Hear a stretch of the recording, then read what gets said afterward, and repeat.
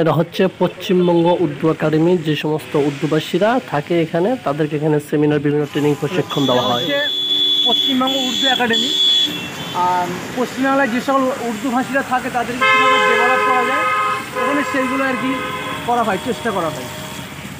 এটা আগে আলিয়া ইউনিভার্সিটি, হ্যাঁ, এটা অনেক আগে আলিয়া ইউনিভার্সিটির আন্ডারেই ছিল, কিন্তু আলিয়া ইউনিভার্সিটি যারা অথরিটি আছে সেটাকে ধরে রাখতে ব্যর্থ হয়েছে, যার জন্য আজকে এরা আলাদা একটা পার্ট হয়ে গেছে। যে উর্দু একাডেমি আমাদের আলিয়া ইউনিভার্সিটির মেন যে তালতলা ক্যাম্পাসের একেবারে পাশে এটা রয়েছে, এটাই আলিয়া ইউনিভার্সিটি। আমাদের আলিয়া ইউনিভার্সিটি এটা হচ্ছে মেন ক্যাম্পাস আলিয়া ইউনিভার্সিটি। অতীতে আলিয়া মাদ্রাসা বলতো কলকাতার, সে আলিয়া মাদ্রাসা প্রতিষ্ঠিত হয় 1780 সালে।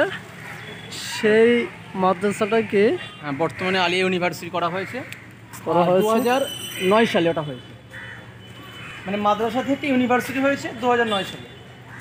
মাদ্রাসা, আলিয়া মাদ্রাসা থেকে যে এখন আমরা শুনি যে বাংলাদেশ আলিয়া মাদ্রাসা, সে আলিয়া মাদ্রাসার উৎপত্তি হচ্ছে আমাদের এই আলিয়া বিশ্ববিদ্যালয়।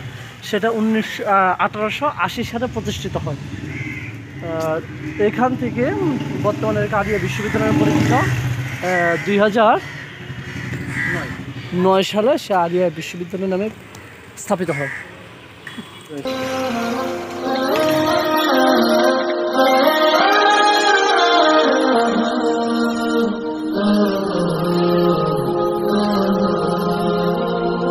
স্বপ্ন আমার যত মনের মাঝে সাজাতে চাই আমি তোমার সাজে।